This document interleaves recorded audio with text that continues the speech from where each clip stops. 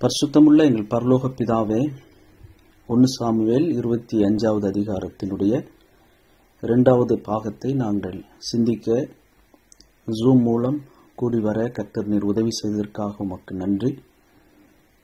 உம்முடைய வார்த்தையின் மூலம் உம்முடைய வழிகளை புரிந்து கொள்ள எனக்கும் எங்களுக்கும் உதவி செய்யும். இந்த நேரத்தை எங்களுக்கு பிரயோஜனமாக்கி தாரும். கிருபை பெருகட்டும். எங்கள் ஆண்டவராகிய இயேசுவின் மூலமே ஜெபிக்கிறோம் பிதாவே, ஆமென். 1 சாமுவேல் 25வது அதிகாரம் முதல் வசனத்திலிருந்து வாசிக்கிறேன். 1 சாமுவேல் 25வது அதிகாரம் முதல் வசனத்திலிருந்து. சாமுவேல் மரணம் அடைந்தான். இஸ்ரவேலர் எல்லாரும் கூடி வந்து அவனுக்காக துக்கம் கொண்டாடி ராமாவில் இருக்கிற அவனுடைய வலவிலே அவனை அடக்கம் பண்ணினார்கள். தாவீது எழுந்து பாரான் வனாந்திரத்திற்கு புறப்பட்டு போனான். மாகோனிலே ஒரு மனுஷன் இருந்தான். அவனுடைய தொழில் துறை கர்மேலில் இருந்தது. அந்த மனுஷன் மகா பாரி குடித்தனக்காரனாய் இருந்தான். அவனுக்கு 3000 ஆடும் 1000 வெள்ளாடும் இருந்தது. அவன் அப்பொழுது கர்மேலில் தன் ஆடுகளை மயிர் கத்தரித்துக் கொண்டிருந்தான். அந்த மனுஷனுக்கு நாபால் என்றும் அவன் மனைவிக்கு அபிகாயில் என்றும் பெயர். அந்த ஸ்திரீ மகா புத்திசாலியும் ரூபவதியுமாயிருந்தாள். அந்த புருஷனோ முரடனும் துராகிரதனுமாயிருந்தான். அவன் காலேப்புடைய சந்ததியான். நாபால் தன் ஆடுகளை மயிர் கத்தரிக்கிற செய்தியை வனாந்திரத்தில் இருக்கிற தாவீது கேட்டபோது, தாவீது 10 வாலிபரை அழைத்து, நீங்கள் கர்மேலுக்கு போய் நாபாலிடத்தில் சென்று என் பேரை சொல்லி அவன் சுக செய்தியை விசாரித்து அவனை நோக்கி, நீர் வாழ்க, உமக்கு சமாதானமும் உம்முடைய வீட்டுக்கு சமாதானமும் உமக்கு உண்டான எல்லாவற்றிற்கும் சமாதானமும் உண்டாவதாக என்று அவனை வாழ்த்தி, இப்பொழுது ஆடுகளை மயிர் கத்தரிக்கிறவர்கள் உம்மிடத்தில் இருக்கிறார்கள் என்று கேள்விப்பட்டேன். உம்முடைய மேய்ப்பர் எங்களோட கூட இருந்தார்கள். அவர்கள் கர்மேலில் இருந்த நாளெல்லாம் நாங்கள் அவர்களை வருத்தப்படுத்தவில்லை. அவர்களுடைய பொருள் ஒன்றும் காணாமற் போனதும் இல்லை. உம்முடைய வேலைக்காரரை கேளும், அவர்கள் உமக்கு சொல்லுவார்கள். ஆதலால் இந்த வாலிபருக்கு உம்முடைய கண்களிலே தயை கிடைக்க வேண்டும். நல்ல நாளில் வந்தோம். உம்முடைய கைக்கு உதவுவதை உம்முடைய ஊழியக்காரருக்கும் உம்முடைய குமாரனாகிய தாவீதுக்கும் கொடுக்கும்படி வேண்டுகிறேன் என்று சொல்லுங்கள் என்றான். தாவீதின் வாலிபர் போய் இந்த வார்த்தைகளையெல்லாம் தாவீதின் நாமத்தினாலே நாபாலிடத்தில் சொல்லி பின் ஒன்றும் பேசாதிருந்தார்கள். நாபால் தாவீதின் ஊழியக்காரருக்கு பிரதியுத்தரமாக, தாவீது என்பவன் யார்? ஈசாயின் குமாரன் யார்? தங்கள் எஜமான்களை விட்டு ஓடிப்போகிற வேலைக்காரர் இந்நாளில் அநேகர் உண்டு. நான் என் அப்பத்தையும் என் தண்ணீரையும் என் ஆடுகளை மயிர் கத்தரிக்கிறவர்களுக்காக நான் அடித்து சமையல் பண்ணுவித்ததையும் எடுத்து இன்ன இடத்தார் என்று நான் அறியாத மனுஷருக்கு கொடுப்பேனோ என்றான். 11 வசனங்களை நம்ம வாசிக்க கேட்டோம். இந்த சூழ்நிலை வித்தியாசமான இடத்திலிருந்து தாவீதுக்கு ஒரு நெருக்கம், ஒரு அவமானம், ஒரு விதமான அவமரியாதை, ஒரு விதமான தூஷண வார்த்தைகள், ஏளன வார்த்தைகள், நன்மைக்கு நன்றி அறிதல் இல்லாதவர்கள், இப்படிப்பட்ட ஒரு சூழ்நிலையை தாவீது சந்திக்கிறார். குறிப்பா சாமுவேலுடைய மரணத்திற்கு பிற்பாடு. சாமுவேல் ஒரு 12 கோத்திரத்திற்கும் ஒரு முக்கியமான ஒரு தேவ ஜனத்தினுடைய ஒரு நியாயாதிபதி. மோசே யோசுவா காலத்துக்கு பிற்பாடு கர்த்தரால ரொம்ப மகிமையா அல்லது ஒரு கனத்தோடு கூட முழு இஸ்ரவேலரும் மதிக்கத்தக்க ஒரு தீர்க்கதரிசியா, நியாயாதிபதியாக, ஒரு ஆசாரியனாக மோசே யோசுவா காலத்துக்கு பிற்பாடு அதிக கனம் பெற்றவராக சாமுவேல் இருந்திருக்கிறார். அதனாலதான் பிரெஞ்சில் அவருடைய சாவுக்கு டெய் நேஷனல் என்று நாம் வாசிக்க முடியும். டெய் நேஷனல்னா ஒரு நாட்டுக்கே ஒரு துக்கமான ஒரு நாள். அதனாலதான் சாமுவேல் மரித்த போது இஸ்ரவேலர் எல்லாரும் கூடி வந்தாங்க. இஸ்ரவேலர் எல்லாரும் சாமுவேலுக்காக துக்கம் கொண்டாடினாங்க. எரேமியாவின் புஸ்தகம் 15வது அதிகாரத்துல கர்த்தர் எரேமியா கிட்ட சொல்ற ஒரு வார்த்தையை நம்ம இந்த இடத்துல கவனிக்கிறது நல்லது. எரேமியா 15 வாசிக்கிறோம். Even Moses and Samuel stood before me. மோசேயும் சாமுவேலும் என் முகத்துக்கு முன்பாக நின்றாலும் என் மனம் இந்த ஜனங்கள் பட்சமாய் சாராது. ஆண்டவர் 2 பேரை இங்க குறிப்பிட்டு சொல்றாரு. மோசே, சாமுவேல். இவங்க 2 பேர்ட்டு இருந்த ஒரு கேரக்டர் என்னன்னா, கர்த்தருடைய முகத்துக்கு முன்பாக நின்றவர்கள். தங்களுடைய தேவைக்காக மட்டுமில்ல, மற்றவர்களுக்காக அவங்க பரிந்து பேசினாங்க. கர்த்தரிடத்துல தேவ ஜனத்தை மேய்க்கிற ஒரு ஆவிக்குரிய மேய்ப்பர்களாக, ஒரு ஸ்பிரிச்சுவல் ஷெப்பர்டாக இருந்தாங்க. ஒரு நல்ல ஆவிக்குரிய தலைவர்கள். தேவ ஜனத்தை கர்த்தரிடமாக நடத்துகிறதற்கு, கர்த்தர் பக்கமா நடத்துறதுக்கு, கர்த்தர் பக்கத்து நியாயத்தை, தேவனுடைய நியாயத்தை மனுஷருக்கு எடுத்து சொல்லுகிறதற்கு ஆண்டவர் பயன்படுத்தின முக்கியமான நபர்கள் மோசே, சாமுவேல். அது ஆண்டவர் இங்க எரேமியா 15 மோசேயும் சாமுவேலும் என் முகத்துக்கு முன்பாக நின்றாலும் அப்படி சொல்லுகிற அளவுக்கு சாமுவேல் அந்த அவருடைய பட்டியல் மோசேயோட லிஸ்ட்ல வருது. அவ்வளவு ஒரு புனிதமான ஒரு வாழ்க்கை வாழ்ந்த ஒரு தேவனுடைய மனுஷன்.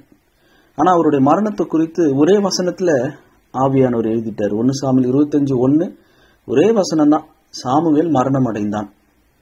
எல்லாரும் இஸ்ரவேல் எல்லாரும் கூடி அவனுக்காக துக்கம் கொண்டாடினாங்க.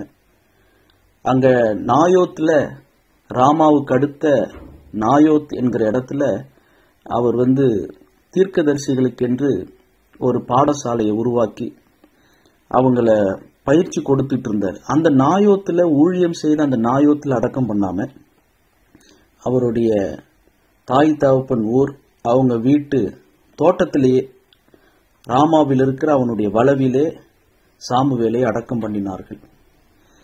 சாமுவேலுடைய அந்த இறுதி, அந்த நேஷனல் மார்னிங் அல்லது டெய் நேஷனல், அது ரொம்ப வேதத்துல விவரமா நமக்கு சொல்லப்படல.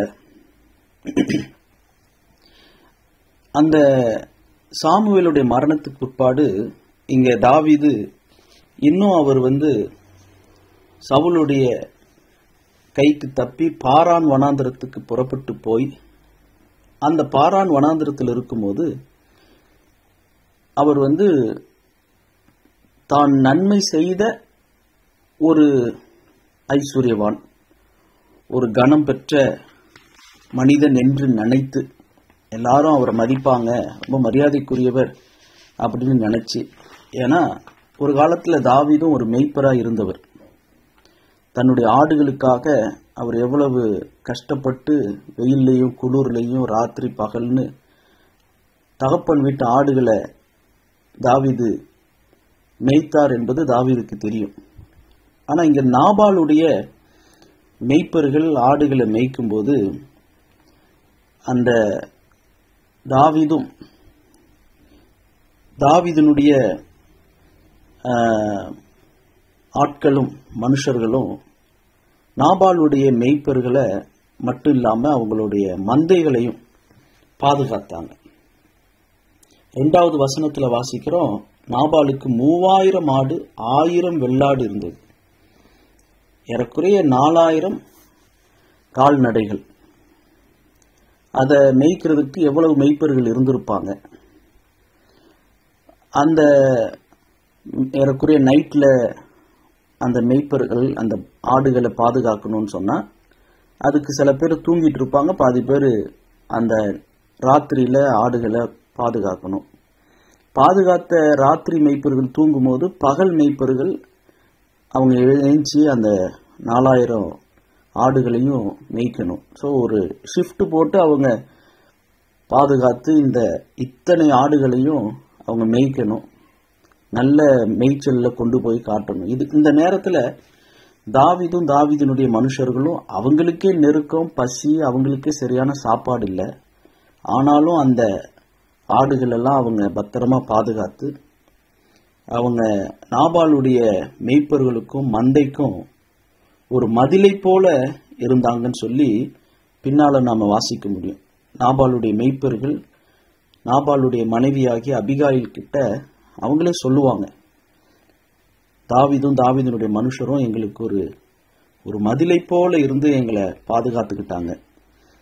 பெலிஸ்தியர்களுடைய யுத்தம், பெலிஸ்தியர்கள் வந்து அவங்க கொள்ளையிடும் போது, கேகிலா பட்டணத்தில் வந்து கொள்ளையிடும் போது இந்த நாபாலுடைய மந்தையையும் ஆடுகளையும் தாவீதினுடைய மனுஷர் பாதுகாத்துட்டாங்க. கேகிலா குடிகளையும் காப்பாற்றினாங்க, நாபாலுடைய மந்தையையும் காப்பாற்றி இருக்கிறாங்க. அது நமக்கு இந்த அதிகாரத்துல தான் நமக்கு அது தெளிவா சொல்லப்படுது. அப்படி இந்த தாவீது ஒரு 10 வாலிபர்களை கூப்பிட்டு நாபால் இடத்துல அனுப்பி தனக்கு உதவி செய்யும்படி கேட்கிறார். ஆனா இந்த மனுஷனையும் இந்த மனுஷனுடைய மனைவியை குறித்து வேதத்துல நாம் வாசிக்கும் போது நாம இன்னைக்கு ஒன்று கற்றுக்கொள்ளலாம். இந்த மனுஷனை குறித்து என்ன போட்டிருக்குன்னா 1 சாமுவேல் 25:3 கடைசி வரி, இந்த நாபால் காலேப்புடைய சந்ததி. காலேப் யாரு அப்படின்னு பார்த்தா என்னாகமம் 13வது அதிகாரத்துல மோசே கானான் தேசத்தை வேவு பார்ப்பதற்கு அவர் 12 கோத்திரத்திலிருந்து 12 பிரபுக்களை தெரிந்து கொண்டு கர்த்தர் அனுப்ப சொன்னதுனால மோசே அனுப்புறார். என்னாகமம் 13:2 கர்த்தர் மோசையை நோக்கி, நான் இஸ்ரவேல் புத்திரருக்கு கொடுக்கும் கானான் தேசத்தை சுற்றி பார்ப்பதற்கு நீ மனிதரை அனுப்பு, ஒவ்வொரு பிதாக்களின் கோத்திரத்திலும் ஒவ்வொரு பிரபுவாகிய புருஷனை அனுப்ப வேண்டும் என்றார். அப்படி 12 கோத்திரத்திலிருந்து 12 பிரபுக்களை அனுப்புறாங்க. அதுல குறிப்பா 6வது 8வது வசனங்கள், என்னாகமம் 13 வசனங்கள் 6-8 வாசிக்கிறோம். யூதா கோத்திரம், எப்பிராயிம் கோத்திரம், இந்த 2 கோத்திரத்திலிருந்து எப்புனையின் குமாரன் காலேப் யூதா கோத்திரத்திலிருந்தும், நூனின் குமாரன் ஓசேயா எப்பிராயிம் கோத்திரத்திலிருந்தும், இவங்க 2 பேரும் தான் பாசிட்டிவான ஸ்டேட்மெண்ட் கொடுக்கறாங்க. ஓசேயா என்கிற பேரை மோசே வந்து யோசுவான்னு பேரிட்டு இருந்ததாக 16வது வசனத்துல வாசிக்கிறோம். என்னாகமம் 13:16 தேசத்தை சுற்றி பார்க்கும்படி மோசே அனுப்பின மனிதரின் நாமங்கள் இவைகளே. நூனின் குமாரனாகிய ஓசேயாவுக்கு யோசுவா என்று மோசே பேரிட்டு இருந்தான். உண்மையான பேர் ஓசேயா. மோசே தான் அதை கூப்பிடுறதுக்கு ஈஸியாக இருப்பதற்காகவோ அல்லது அதற்கு அது ஆவிக்குரிய அர்த்தங்கள் இருந்திருக்கலாம், அதை நம்ம இப்ப தொட போறதில்லை. யோசுவான்னு மோசே பேர் வைக்கிறார் அந்த ஓசேயாவுக்கு. இந்த 2 கோத்திரத்தினுடைய பிரதிநிதிகள், எப்புனையின் குமாரன் காலேப், எப்பிராயிம் கோத்திரத்தில் நூனின் குமாரன் ஆகிய ஓசேயா. இந்த காலேப்புடைய சந்ததி அப்படின்னா யாரு? யூதா கோத்திரத்தில் இருந்த காலேப்புடைய சந்ததி தான் இந்த நாபால். அப்படின்னா நாபால் என்ன கோத்திரம்? யூதா கோத்திரம். தாவீது என்ன கோத்திரம்? யூதா கோத்திரம். அப்ப நாபாலும் யூதா கோத்திரம், தாவீதும் யூதா கோத்திரம். ஏன்னா காலேப் யூதா கோத்திரத்தினுடைய ஒரு பிரபுவாக இருந்தவர். ஆனா நாபாலுடைய கோத்திரத்துல, யூதா கோத்திரத்துல பிறந்திருந்தாலும் காலேப்பினுடைய நல்ல குணங்கள் இங்க நாபாலுக்கு இல்லை. நல்ல ஐஸ்வர்யம் இருந்தது, ஆனா நற்குணம் இல்லை. அவர் குறித்து வேதம் என்ன சொல்லுதுன்னா 3வது வசனம், அந்த மனுஷனுக்கு நாபால் என்றும் அவன் மனைவிக்கு அபிகாயில் என்றும் பெயர். அந்த பெண் மகா புத்திசாலியும் ரூபவதியுமாய் இருந்தாள். இங்கிலீஷ் பைபிள்ல போட்டிருக்கு டிசர்னிங் அண்ட் பியூட்டிஃபுல் வுமன். அழகுக்கு ரெண்டு விதமான அழகை நம்ம இங்க வாசிக்கிறோம். மகா புத்திசாலி, அட் த சேம் டைம் மகா ரூபவதி, ரெண்டு அப்படின்னு சொல்லலாம்.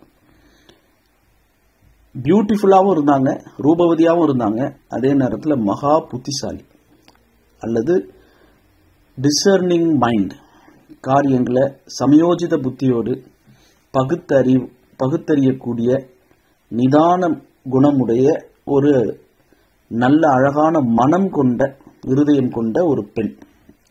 அப்படிப்பட்ட ஒரு பெண்ணுக்கு கணவர் எப்படிப்பட்டவர்னா, அந்த புருஷனோ முரடனும் துராகிரதனுமாய் இருந்தான். துராகிரதன் அல்லது முரடன், அதுக்கு இங்கிலீஷ் பைபிள் எப்படி போட்டிருக்குன்னா ஹார்ஷ்மேன் அல்லது பேட்லி பிஹேவியர். குணமோ ஒரு துர்குணம், துராகிரதம் அப்படின்றது நமக்கு அது வழக்க சொல்லல, புரியல.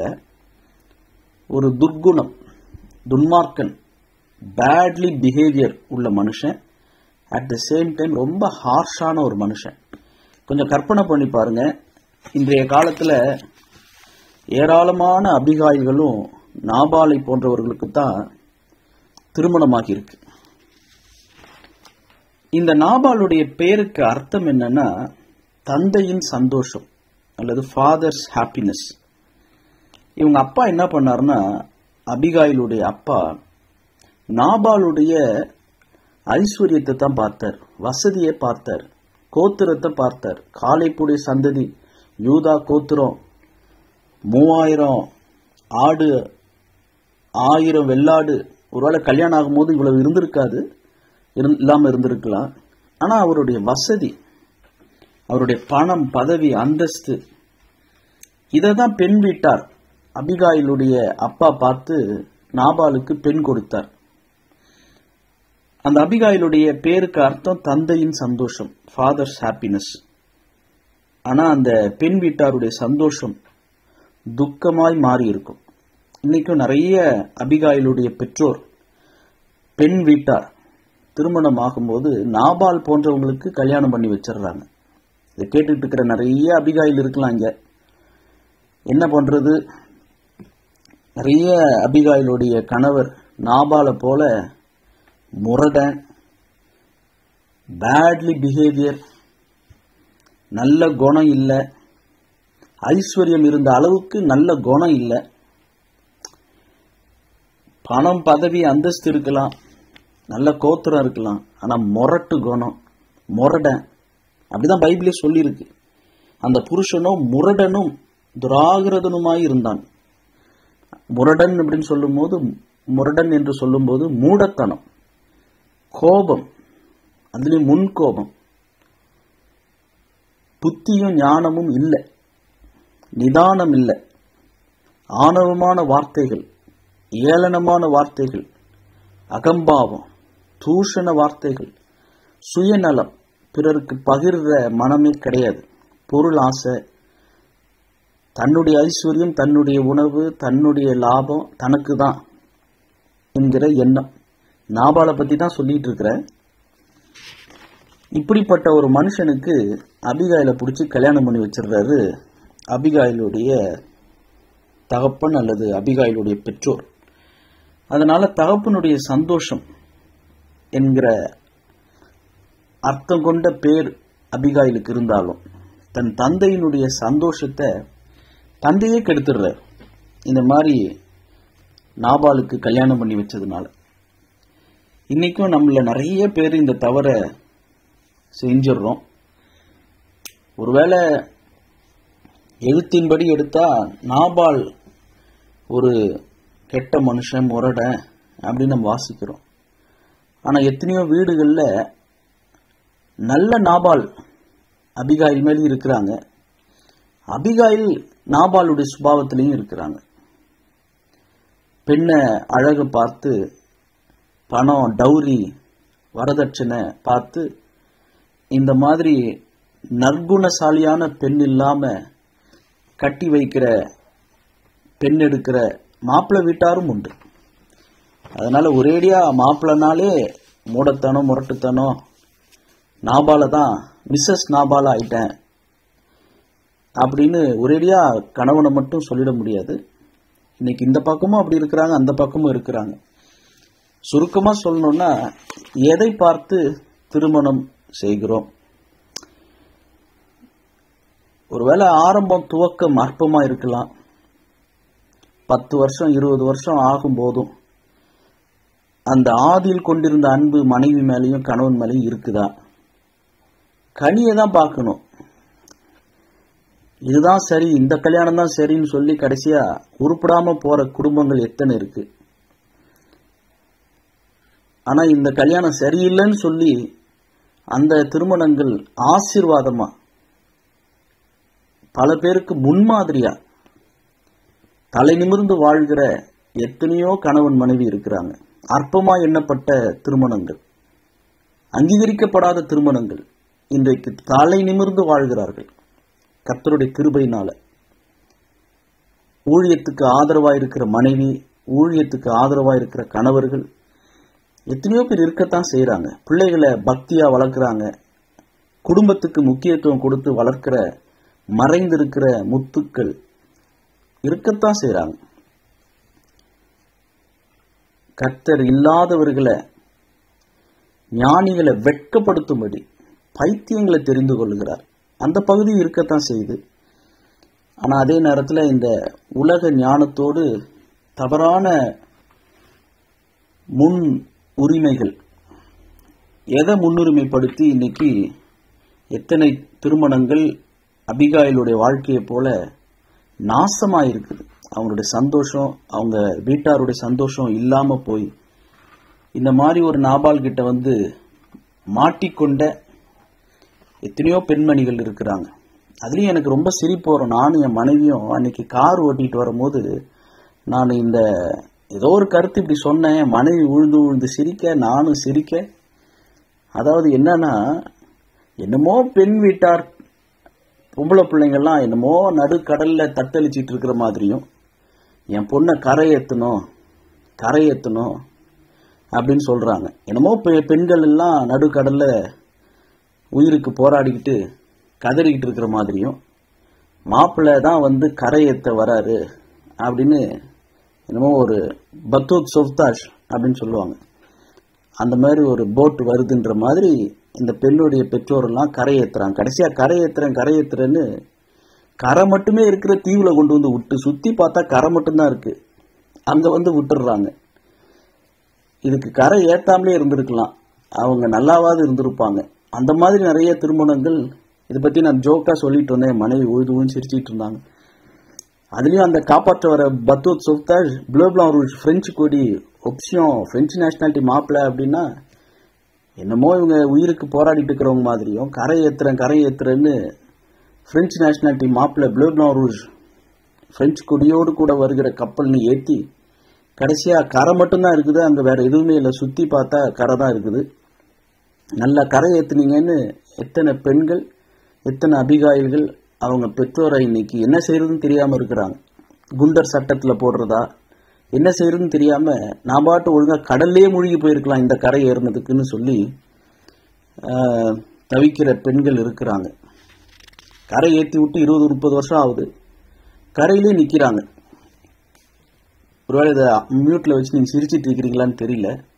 இந்த மாதிரி எக்கச்சக்கமான தவறுகள், பண ஆசை, பதவி, பொருள், அந்தஸ்து, இதுக்கு ஆசைப்பட்டு தங்களுடைய பிள்ளைகளுடைய வாழ்க்கையை அநியாயமாய் கெடுத்து போடுகிற அபிகாயிலுடைய பெற்றோர்களை நாம் இந்த 1 சாமுவேல் 25:3 நம்ம பார்க்க முடியும்.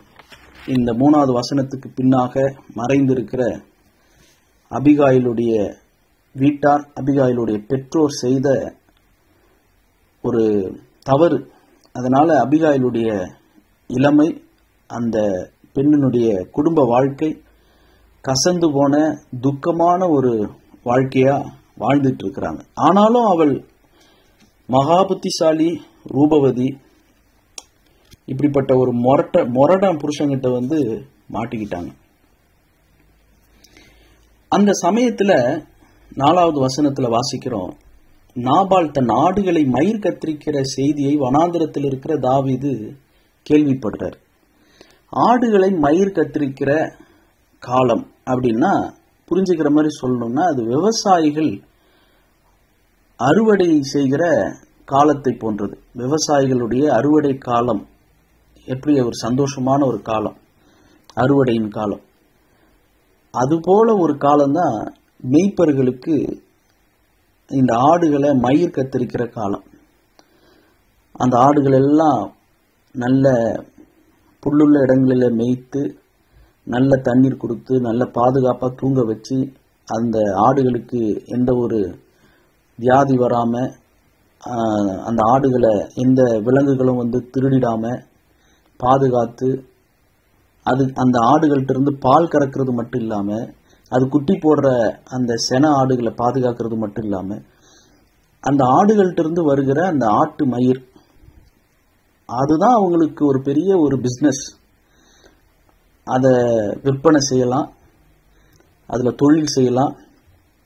அதே நேரத்தில் அவங்களுக்கும் கூட அவங்களுக்கு நல்ல குளிருக்கு தேவையான, மேய்ப்பர்களுக்கு தேவையான உடைகளை அந்த ஆடுகள்கிட்ட இருந்தே, ஆட்டு மயிரிலிருந்தே அவங்க தைத்து கொள்ளலாம். 2வது வசனத்தில் வாசிக்கிறோம், அவனுடைய தொழில் துறை கர்மேலில் இருந்தது. இந்த நாபால் தொழில் செய்கிறவராக இருந்தார். வெறும் ஆடு மேய்க்கிற மேய்ப்பன் மட்டும் இல்லை, அதில் ஒரு பெரிய ஃபார்மிங்கே இருந்தது. ஒரு ஃபார்ம் வச்சிருந்தார். அதுலேருந்து அந்த ஆடுகளை மயிர் கத்தரிக்கும் போது ஒரு பெரிய ஒரு மகிழ்ச்சி. இதை புரிஞ்சுக்கிறதுக்கு 2 சாமுவேல் 13வது அதிகாரத்துக்கு போனால் தாவீதினுடைய மகன் அப்சலோம் என்ன செய்யறாரு பாருங்க. 2 சாமுவேல் 13வது அதிகாரம், 2 சாமுவேல் 13:23, 24. 2 சாமுவேல் 13வது அதிகாரம் 23, 24. 2 வருஷம் சென்ற பின்பு அப்சலோம் எப்பிராயிமுக்கு சமீபமான பாலாத் சோரிலே ஆட்களை வைத்து ஆடுகளை மயிர் கத்தரிக்கிற வேலையில் இருந்தான். அங்கே ராஜகுமாரர் எல்லாரையும் விருந்துக்கு அழைத்தான். அவன் ராஜாவினிடத்தில் போய் ஆட்களை வைத்து ஆடுகளை மயிர் கத்தரிக்கிறேன், ராஜாவும் அவருடைய ஊழியக்காரரும் உமது அடியானோடே வரும்படி வேண்டிக் கொள்கிறேன் என்றான். அப்போ மயிர் கத்தரிக்கிற வேலை செய்கிறதற்கு ஆட்களை வைத்து ஆடுகளுடைய மயிர் கத்தரிக்கிற வேலை செய்வாங்க. அதை விருந்து பண்ணுகிற ஒரு பண்டிகையை போல கொண்டாடுவாங்க அப்படின்னு 2 சாமுவேல் 13:23 வாசிக்கிறோம். அது ஒரு பெரிய ஒரு விருந்து அல்லது ஒரு மகிழ்ச்சியான நாள். அதனாலதான் தாவீது சொல்றாரு, தன்னுடைய 10 வாலிபர்களை அழைத்து அவங்க கிட்ட ஒரு செய்தி கொடுத்து அனுப்பும்போது 1 சாமுவேல் 25:8 சொல்றாரு, நல்ல நாளில் வந்தோம். நல்ல நாளில் வந்தோம்னா நல்ல நாள் கெட்ட நாள் தாவீது பார்த்தாருன்னு அர்த்தம் இல்லை. நல்ல நாளில் வந்தோம் அப்படின்னா அது பிற மொழிபெயர்ப்பில் நீங்க வாசித்து பாருங்க, உங்களுக்கு தெரிஞ்ச லாங்குவேஜ்ல. இங்கிலீஷ்ல எப்படி எழுதியிருக்குன்னா, for we came on a feast day, நாங்கள் ஒரு விருந்து நாளில் வந்திருக்கிறோம் அப்படின்னு தான் எழுதியிருக்கு. அந்த விருந்து பண்டிகை மகிழ்ச்சியின் நாள். எப்படி விவசாயிகளுக்கு அறுவடை காலம் இருக்குதோ அதுபோல ஆடுகளை மயிர் கத்திரிக்கிற காலம் மேய்ப்பர்களுக்கு, அந்த தொழில் செய்கிற அந்த அதிகாரிகளுக்கு ஒரு மகிழ்ச்சியான நாள், ஒரு பண்டிகையின் நாள். அப்சலோம் அதை கொண்டாடினது போல அது ஒரு மகிழ்ச்சியான நாள், பலனை அனுபவிக்கிற நாள், நல்ல வருமானம், பலன் வரப்போகிற ஒரு ஆசீர்வாதமான நாள். அந்த சந்தோஷமான நாள்ல தாவீது நெருக்கத்துல பசியில் இருக்கும்போது, சாப்பிட்றதுக்கு போதுமான உணவு இல்லாம அந்த பாரான் வனாந்தரத்தில் இருக்கும்போது 10 வாலிபர்களை அழைத்து அவங்களிடத்துல நாபால்கிட்ட போய் சுக செய்தியை விசாரித்து, நாபாலை வாழ்த்தி, நாபாலுடைய வீட்டுக்கு சமாதானத்தை கூறி ஆசீர்வதித்து வாழ்த்தி அவங்கள விசாரிக்க சொல்லி 10 வாலிபர்கள் அனுப்புறார். அப்படி அனுப்பும்போது இந்த நாபால் பேசுற வார்த்தையை கவனிக்கலாம். 10வது 11வது வசனம். 9வது வசனத்துல தாவீதின் வாலிபர் போய் இந்த வார்த்தைகளை எல்லாம் தாவீதின் நாமத்தினாலே நாபாலிடத்தில் சொல்லி பின்னொன்றும் பேசாதிருந்தார்கள். சொன்னதை மட்டும் சொன்னாங்க, கூட ஒன்றும் கூட்டவும் இல்லை குறைக்கவும் இல்லை. தாவீது சொன்னதை தாவீதின் நாமத்தினாலே சொல்லி, தாவீதினுடைய 600 மனுஷர்கள்ல 10 வாலிபர்கள் இங்க அனுப்பப்பட்டிருக்கிறாங்க. தாவீது பாருங்க, அவரோடு கூட 600 பேர் இருக்கிறாங்க. திருமணமானவர்கள் இருந்திருக்கலாம், நல்ல மெச்சூர்டான ஆட்கள் இருந்திருக்கலாம். கர்த்தர் மோசேயின் இடத்துல கானான் தேசத்தை வேவு பார்க்க அனுப்பும்போது 12 பிரபுக்களை தெரிந்து கொள்ள சொன்னார். 12 கோத்திரத்தில் இருக்கிற 12 பிரபுக்கள், நல்ல முதிர் வயதுள்ள அனுபவசாலிகள். அப்படிப்பட்டவங்கள தாவீது அனுப்பியிருக்கலாம். ஆனா தாவீது அப்படிப்பட்டவர்களை அனுப்பாம 10 வாலிபர்களை அனுப்புறார். அவங்க ஒருவேளை வாலிபர்கள் சொன்னதை சொல்லுவாங்க அப்படின்னு நினைச்சு அனுப்புனாரா, அல்லது வாலிபர்களை உற்சாகப்படுத்துவதற்காக தன்னுடைய வீட்டில் அவர் கடை பிள்ளையாக தகப்பனால அவமதிக்கப்பட்டு புறக்கணிக்கப்பட்டு இன்னொரு பிள்ளை இருக்குதான்னு கேட்கிற நிலைமையில தான் அங்க தாவீது தன் வீட்டில் மதிக்கப்பட்டார். ஆனா தாவீது தன்னிடத்தில் இருக்கிற 600 பேர்ல ரொம்ப இளமையானவர்கள், திருமணமாகாதவர்கள், அவங்கள அவர் மதிக்கிறார். அவங்களிடத்துல பொறுப்பு கொடுத்து அனுப்புறார். ஸோ அவருடைய சின்ன ப்ராஜெக்ட்ல கூட, சின்ன சின்ன காரியத்துல கூட அவர் யாரையும் புறக்கணிக்கல. நீங்க அனுபவம் இல்லாதவர்கள் சொல்லி புறக்கணிக்கல.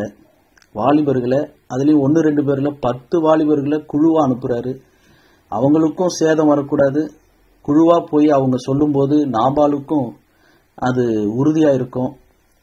உம்முடைய வேலைக்காரரே கேட்டு பாரும் அப்படின்லாம் சொல்லி அனுப்புறாரு. நாங்க எப்படி உம்முடைய மந்தைக்கு பாதுகாப்பா நன்மை செய்தோம், எந்த பொருளும் ஆடும் காணாம போகல, நாங்க திருடல அப்படின்பத உம்முடைய வேலைக்காரர்கிட்டே கேட்டு பார்த்து எங்களுக்கு நன்மை செய்து தயவு செய்து எங்களுக்கு இந்த பசி நேரத்தில் ஏதாவது கொடுக்கும்படி வேண்டுகிறேன் அப்படின்னு சொல்லி அனுப்புறார். நாங்கள்லாம் உம்முடைய ஊழியக்காரர். தாவீது நாபாலுக்கு குமாரன் போல சொல்றாரு, உம்முடைய குமாரனாகி தாவீதுக்கு கொடுக்கும்படி வேண்டுகிறேன் அப்படிலாம் சொல்லி தான் அனுப்புறாரு. சொல்லி இந்த வாலிபர்கள் வேற எதுவும் சொல்லாம அமைதியா இருக்கிறாங்க. அப்ப நாபால் 10வது 11வது வசனங்கள் 1 சாமுவேல் 25 10 11. நாபால் தாவீதின் ஊழியக்காரருக்கு பிரதியுத்தரமாக, தாவீது என்பவன் யார்? ஈசாயின் குமாரன் யார்? தங்கள் எஜமான்களை விட்டு ஓடிப்போகிற வேலைக்காரர் இந்நாளில் அநேகர் உண்டு. நான் என் அப்பத்தையும் என் தண்ணீரையும் என் ஆடுகளை மயிர் கத்திரிக்கிறவர்களுக்காக நான் அடித்து சமையல் பண்ணுவித்ததையும் விருந்து பண்ணி வைத்திருக்கிறார். அந்த சமையலையும் எடுத்து இன்ன இடத்தார் என்று நான் அறியாத மனுஷருக்கு கொடுப்பேனோ என்றான். இவரு காலேப்பினுடைய சந்ததி, யூதா கோத்திரம். தாவீதும் யூதா கோத்திரம். யூதா கோத்திரத்து தாவீது கோலியாத்தை வென்றிருக்கிறார். தேசத்துக்கு ஒரு சுதந்திர போராளியாக ஒரு பெரிய வெற்றியை கொடுத்திருக்கிறார். கர்த்தர் தாவீதின் மூலமாக ஒரு பெரிய ரட்சிப்பை கோலியாத்தை கொன்றதின் மூலம் அது ஒரு பெரிய காரியம் நடந்திருக்கு. அது எதுவுமே தெரியாதவர் போல, அறியாதவர் போல, தனக்கு தன்னுடைய மெய்ப்பர்களுக்கு தன்னுடைய மந்தைக்கு நன்மை செய்த காரியத்தை சொல்லிதான் 10 பேர் பேசுறாங்க. கோலியாத்தை கொன்ற மாவீரன் அப்படியெல்லாம் சொல்லி தாவீத இங்க அறிமுகப்படுத்தல. உம்முடைய வேலைக்காரர், உம்முடைய மெய்ப்பர்கள், உம்முடைய மந்தைக்கு நாங்கள் உண்மையா இருந்தோம். உம்முடைய மெய்ப்பர் எங்களோட கூட இருந்தார்கள். அவங்க கர்மேலில் இருந்த நாளெல்லாம் 7வது வசனம், நாங்கள் அவர்களை வருத்தப்படுத்தவில்லை, அவர்களுடைய பொருள் ஒன்றும் காணாமற் போனதும் இல்லை. உம்முடைய வேலைக்காரரை கேளும், அவர்கள் உமக்கு சொல்லுவார்கள். ஆதலால் இந்த வாலிபருக்கு உம்முடைய கண்களில் தயை கிடைக்க வேண்டும். நல்ல நாளில் வந்தோம். உம்முடைய கைக்கு உதவுவதை உம்முடைய ஊழியக்காரருக்கும் உம்முடைய குமாரனாகிய தாவீதுக்கும் கொடுக்கும்படி வேண்டுகிறேன். அப்படிலாம் பணிவா அன்பா தங்களுடைய பசிக்கு அவங்க கப்பம் கட்ட சொல்லல. அவங்க நாங்க காப்பாற்றணும், அதனால எங்களுக்கு வரி கட்டணும், எங்களுக்கு கப்பம் கட்டணும் அப்படின்னு அதிகார தோரணையோடு அதிகாரம் செலுத்தல, திருடல, கொள்ளையடிக்கல. அவங்க ரொம்ப பணிவா நாங்க நன்மை செய்தோம், அதனால நன்மை செய்தவருக்கு நன்மையை எதிர்பார்க்கிறது ஒரு இயல்பானது. அதை எதிர்பார்த்து வரோம். நாங்க நெருக்கத்தில் இருக்கிறோம், அதனால தயவு பண்ணி உம்முடைய கைக்கு உதவுவதை உம்முடைய ஊழியக்காரருக்கு, உம்முடைய குமாரனாகிய தாவீதுக்கு இந்த நேரத்துல கொடுத்தா எங்களுக்கு ஒரு உதவியா இருக்கும். ஏன்னா இது ஒரு ஃபீஸ்டான நேரம், இது ஒரு ஸ்பெஷல் டே, இது ஒரு நல்ல நாள், அல்லது இது ஒரு மகிழ்ச்சியின் ஆசீர்வாதமான ஒரு விருந்து நாள், ஃபீஸ்ட் டே. அந்த விருந்துல எத்தனையோ உணவுகள் மீறலாம். அதுல எங்களுக்கு இந்த 10 வாலிபர்களுக்கு கொடுக்கும்படிதான் தாவீது கேட்கிறார். அவர் 600 பேருக்கு கேட்கல. இந்த வாலிபருக்கு உங்களுடைய கண்களிலே தயை கிடைக்க வேண்டும். 10 பேருக்கு கொடுங்க, இல்ல 10 பேர் கேட்கும் போது நீங்க கூட வச்சு கொடுக்கலாம் அப்படின்னு தான் அவர் ரொம்ப கண்ணியமா மரியாதையா உதவி கேட்கிறார். பிச்சை கேட்கல, உதவி கேட்கிறார். நன்மை செய்தபடினால் நன்மை எதிர்பார்த்து கேட்கிறார். மனுஷனுடைய அன்பு இட்ஸ் a கண்டிஷனல் லவ். கடவுளுடைய அன்பு தான் அன்கண்டிஷனல் லவ். அந்த கண்டிஷன் அன்கண்டிஷன் அப்படின்னு சொன்னா எக்ஸ்பெக்டேஷன். மனுஷனுடைய அன்பு எதிர்பார்க்கிற அன்பு. கணவன் மனைவியிடத்துல, மனைவி கணவனிடத்துல, அல்லது உறவுகள்கிட்ட, நம்ம ஊழியத்துல, சமுதாயத்துல, எல்லாரிடத்துலையும் பொதுவா மனிதனுடைய அன்பு எதிர்பார்க்கிற அன்பு. நான் இதை செய்தேன், எனக்கு இதை செய்ய முடியுமா, செய்வீர்களா, இதை கேட்க எனக்கு உரிமை இருக்கு, இதை நான் எதிர்பார்க்கிறேன். இதெல்லாம் மனிதனுடைய இயல்பான அன்பினுடைய வெளிப்பாடு. கடவுளுடைய அன்பு மட்டும்தான் அன்கண்டிஷனல் லவ். அவர் எதையும் எதிர்பார்த்து அன்பு காட்டல. அதனாலதான் அவருடைய அன்பு அது புனிதமான நித்திய அன்பு, அது அகாப்பே அன்பு. அதுக்கு பேர் அன்கண்டிஷனல் லவ். இங்க தாவீதினுடைய எதிர்பார்ப்பு, நாபால் இடத்துல தாவீதினுடைய எதிர்பார்ப்பு ஒரு அன்பின் எதிர்பார்ப்பு. அதாவது, நீ எனக்கு நன்றி கடன் பட்டவன், இந்த நேரத்தில் நான் எனக்கு தேவைப்படும் போது கேட்கிறேன் அப்படின்றத ரொம்ப நாகரிகமா அன்பா கேட்கிறார். ஆனா நாபால் பாருங்க, ஒரு யூதா கோத்திரத்தான். இத்தனைக்கும் தாவீதை பத்தி ஒரு பிரபல்யமானவர் தாவீது, ஒரு பிரசித்தி பெற்றவர் தாவீது. தாவீதினுடைய மகிமை நாபாலுக்கு தெரியாம இருக்க வாய்ப்பே கிடையாது. 1 சாமுவேல் 21 அந்நிய தேசத்தார் பெலிஸ்தியர்கள், 1 சாமுவேல் 21 அங்க தாவீதினிடத்துல அந்நிய தேசத்தார் அவங்க பெலிஸ்தியர்கள் என்ன சொல்றாங்க? 1 சாமுவேல் 21:11 ஆகீசின் ஊழியக்காரர் தாவீதை பார்த்து, தேசத்து ராஜாவாகிய தாவீது இவன் அல்லவோ? சவுல் கொன்றது 1000, தாவீது கொன்றது 10,000 என்று இவனை குறித்தல்லவோ ஆடல் பாடலோட கொண்டாடினார்கள் என்றார்கள். ஒரு எதிரிக்கு தெரியுது தாவீதினுடைய மகிமை, தாவீதினுடைய பிரபல்யம் யாருன்னு தெரியுது. தாவீதை குறித்து பாடின பாடல் கூட பெலிஸ்தியர்களுக்கு தெரியுது. ஆனா ஒரே கோத்திரத்தான் நாபால், யூதா கோத்திரம், இஸ்ரவேலன்.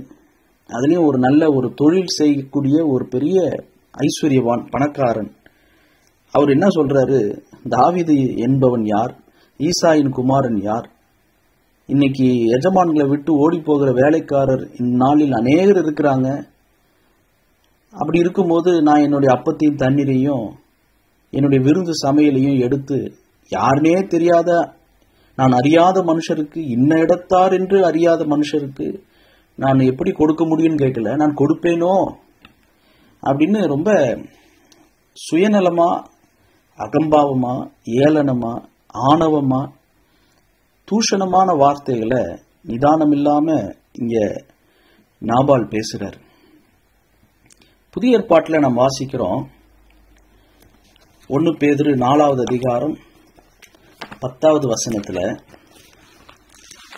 பல நேரங்களில் ஊழியர்கள் தங்களுடைய வரங்கள், தங்களுக்கு கொடுக்கப்பட்ட கிருபை தாளந்துகளை எப்படி நாம ஒரே குழுவாக இணைந்து, நமக்கு கொடுக்கப்பட்ட அழைப்பு, கிருபை, வரங்கள், தாளந்துகள், வரங்கள் வித்தியாசப்படுது, அது எப்படி நாம இணைந்து செயல்படணும் என்பதற்காக இந்த வசனத்தை சொல்லப்படும். 1 பேதுரு 4:10. ஆனா அந்த வசனத்தை நமக்கு கொடுக்கப்பட்ட பூமிக்குரிய பொருளாதார ஆசீர்வாதத்துக்கும் இந்த வசனம் பொருந்தும். 1 பேதுரு 4:10. அவனவன் பெற்ற வரத்தின்படியே, மனைவி ஒரு வரம், கணவன் ஒரு வரம், ஊழியர்கள் ஒரு வரம், பிள்ளைகள் கர்த்தரால் வரும் சுதந்திரம். வரம்னா உடனே ஆவிக்குரிய 9 வரங்களை மட்டும் நாம நினைக்கிற கூடாது. கர்த்தர் நமக்கு கொடுக்கிற கிஃப்ட்ஸ், இங்க வரம் சொல்றது ஆங்கிலத்துல கிஃப்ட்ஸ். ஆண்டவர் நமக்கு நிறைய கிஃப்ட்ஸ் கொடுக்கிறார். அவனவன் பெற்ற பரிசுகளின்படியே, அப்படி வாசித்தா புரியும், வரத்தின்படியே, ஆவிக்குரிய வரம் என்றும் எடுத்துக்கொள்ளலாம். கர்த்தர் நமக்கு கொடுக்கும் நன்மையான ஈவுகள், சொல்லி முடியாத ஈவுகள், பரிசுகள், அந்த பரிசுகளின்படியே நீங்கள் தேவனுடைய பற்பல கிருபையுள்ள ஈவுகளை, பரிசுகளை பகிர்ந்து கொடுக்கும் நல்ல உக்ரானக்காரர் போல ஒருவருக்கொருவர் உதவி செய்யுங்கள். உக்ரானக்காரன் அப்படின்னா குட் ஸ்டியூவர்ட். ஸ்டியூவர்ட்னா யாரு? இந்த பொருட்கள், இந்த ஆசீர்வாதங்கள், இந்த கார், இந்த பைக், நான் யூஸ் பண்ற எந்த பொருளும் அதுக்கு நான் சொந்தக்காரன் அல்ல, நான் உக்ரானக்காரன். I'm just ஸ்டியூவர்ட். இதை பராமரிக்க, இதை அனுபவிக்க, இதை உபயோகிக்க, இதெல்லாம் கர்த்தருடையது. பூமியும் அதன் நிறைவும் கர்த்தருடையது. அவர் எனக்கு ஈவாக பகிர்ந்து அளித்திருக்கிறார். இந்த மனைவியை, இந்த பிள்ளைகளை, இந்த கணவனை, எனக்கு இந்த வயதில் எனக்கு இது நடக்கணும், இந்த வீடு கிடைக்கணும், இந்த கார், இந்த லைசன்ஸ் கிடைக்கணும் என்பதெல்லாம், விசாலிருந்து எல்லாமே, இந்த பூமிக்குரிய அனைத்து ஆசீர்வாதங்கள், சாப்பிட்ற சாப்பாடு முதற்கொண்டு எல்லாத்தையும் கர்த்தர் நமக்கு ஈவாக, கிருபையாக, பரிசாக நமக்கு பகிர்ந்து கொடுத்திருக்கிறார். இதெல்லாம் கர்த்தருடையது. வீட்டில் இருக்கிற அரிசி மூட்டை எல்லாம் கர்த்தருடையது. அதற்கு நாம் எப்படி இருக்கணும்? நல்ல உக்ரானக்காரர் போல, அல்லது அதை மேற்பார்வையிடுகிற ஒரு குட் மேனேஜர், அல்லது இது கர்த்தருடையது, அதை பாதுகாக்கிற அல்லது அதை அனுபவிப்பதற்கு கர்த்தர் நமக்கு ஒரு பாக்கியம் கொடுத்திருக்கிறார். என் பேர்ல இல்லை, அவர் பேர்ல இருக்கு, ஆனா எனக்கு இதை கொடுத்திருக்கிறார். அப்படிப்பட்ட உக்ரானக்காரர் போல ஒருவருக்கொருவர் நாம் உதவி செய்து பகிர்ந்தளிக்க வேண்டும். ஏன்னா நமக்கு பகிர்ந்தளிக்கப்பட்டது, நாம் பிறருக்கும் அதிலிருந்து கர்த்தருடையதை பிறருக்கு பகிர்ந்தளிக்கக்கூடிய நல்ல கர்த்தருக்கு உண்மையுள்ள உக்ரானக்காரராய் இருக்க வேண்டும். ஆனா நாபால் அப்படி இல்லை, எல்லாம் தன்னுடையதுன்னு நினைச்சிட்டு இருந்தார். ரெண்டாவது, பெலிஸ்தியர்களுக்கு தாவீதை பத்தி தெரியுது, ஆனா நாபாலுக்கு தாவீதை பத்தி தெரிந்திருந்தும் தெரியாதவர் போல அவர் ஏளனமா, அகம்பாவத்தோடு, ஆணவமா பேசுறார்.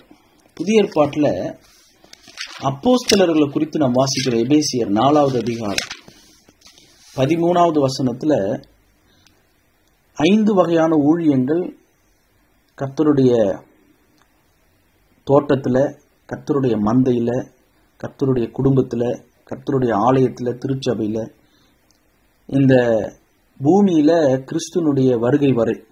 ஏன்னா புதிய வானம் புதிய பூமியில அங்க ஆலயமே இருக்காது, ஆட்டுக்குட்டியானவரே ஆலயமா இருப்பார். இங்க நமக்கு கிறிஸ்து உன்னுடைய 2ஆம் வருகை வரை அல்லது நித்தியத்துல நாம் சேரும் வரை இங்க 5 வகையான ஊழியங்களை கிருபையாக, வரமாக ஆண்டவர் நமக்கு ஊழியர்களை கொடுத்திருக்கிறார். அதுல முதல்ல வருவது யார்? எபேசியர் 4:13, சிலரை அப்போஸ்தலராகவும், சிலரை தீர்க்கதரிசிகளாகவும், சிலரை நற்செய்தியாளர்கள், சுவிசேஷகராகவும், சிலரை மெய்ப்பராகவும், சிலரை ஆசிரியர்கள், போதிக்கிற போதகராகவும் ஏற்படுத்தினார். வேதத்தை எடுத்து கற்பிக்கிற ஆசிரியர்கள், டீச்சர்ஸ், போதிக்கிறவர்களாகவும் ஏற்படுத்தினார். இந்த 5 வகையான ஊழியத்துல முதல்ல வர்றது அப்போஸ்தலர்கள்.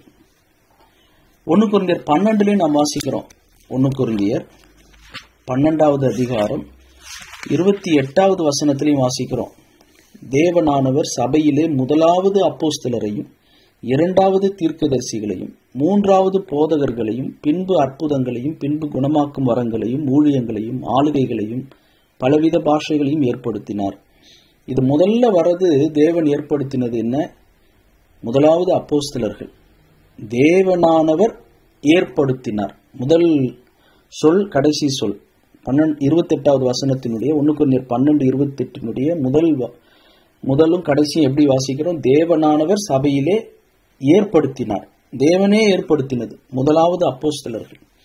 ஆனா அந்த கொரிந்தியருக்கு பவுல் எழுதும்போது சொல்றாரு, 1 கொரிந்தியர் 4வது அதிகாரம் 13வது வசனத்துல அப்போஸ்தலனாகிய பவுல் சொல்றாரு, நாங்கள் எங்கள் கைகளினாலே வேலை செய்து 12 பாடுபடுகிறோம், வையப்பட்டு ஆசீர்வதிக்கப்படுகிறோம், துன்பப்பட்டு சகிக்கிறோம், தூஷிக்கப்பட்டு வேண்டிக் கொள்ளுகிறோம், இந்நாள் வரைக்கும் உலகத்தின் குப்பையை போலவும் எல்லாரும் துடைத்து போடுகிற அழுக்கை போலவும் ஆனோம். ஆண்டவர் முதன்மைப்படுத்தி முதல்ல அப்போஸ்தலர்களை வைக்கிறாரு. ஆனா அந்த அப்போஸ்தலர்கள் என்ன அவங்க வாயில சொல்றாங்க, நாங்கள் இந்நாள் வரைக்கும் yet we are treated like the world's garbage, like everybody's trash right up to the present moment. இந்நாள் வரைக்கும், இந்த நேரம் வரைக்கும் நாங்க குப்பையை போல துடைத்து போடுகிற அழுக்கை போலவும் ஆனோம். இன்னைக்கு ஊழியர்களை கர்த்தர் எந்த இடத்துல வச்சிருக்கிறாரு, ஊழியர்களை தேவ பிள்ளைகள் எந்த இடத்துல வைத்திருக்கிறோம். தாவீத பெலிஸ்தியர்கள் எந்த இடத்துல வச்சிருந்தாங்க, ஆனா தாவீத ஒரே கோத்திரத்தான், யூதா கோத்திரத்தான் ஆகிய காலேப்பின் சந்ததியான் நாபால் எந்த இடத்துல வச்சிருந்தாரு. நாம் எல்லாரையும் கனம் பண்ணணும். குறிப்பா திருவசனத்துல பிரயாசப்படுகிறவர்களுக்கு இரட்டிப்பான கனம் கொடுக்கணும். உண்மையா வசனத்தை எடுத்து போதித்து கற்றுத்தருகிற, அதற்கென்று தங்களுடைய நேரத்தை, தங்களுடைய வாழ்க்கைய, அந்த லைஃப் ஸ்டைல், அந்த மோதுவி, அவங்க வாழ்வு முறையையே வேதத்தை கற்றுக் கொடுக்கணும், அதை அபியாசப்படுத்தணும், அதன்படி வாழணும் என்கிற மனப்பக்குவத்தோடு இருக்கிற ஊழியர்களுக்கு, மெய்ப்பர்களுக்கு, நற்செய்தியாளர்கள், மிஷினரிகளுக்கு, தேவனுடைய வார்த்தையை எடுத்து சொல்லுகிற கர்த்தருடைய தீர்க்கதரிசிகளுக்கு அல்லது கர்த்தருடைய ஊழியர்களுக்கு, சர்வெண்ட் ஆஃப் காட்க்கு நாம் என்ன மரியாதை கொடுக்கிறோம், அதை நாம் சிந்திக்க வேண்டும். பிரசித்தம் பிரபல்யம் என்பது மனித பார்வையில் பிரசித்தமா பிரபல்யமா இருக்கிறவங்க இல்ல, கர்த்தருடைய பார்வையில் விலையேற பெற்றவர்கள் நாம் ஒவ்வொருத்தவங்களும். இந்த சிறியரில் யாரை நாம் அற்பமாய் எண்ணுகிறோமோ அதை குறித்து அவர்களுடைய தூதர்கள் கர்த்தருடைய சமூகத்தில் நித்தமும் இருக்கிறதுனால நம்ம கணக்கு ஒப்புவிக்க வேண்டியதாய் மாறிவிடும்.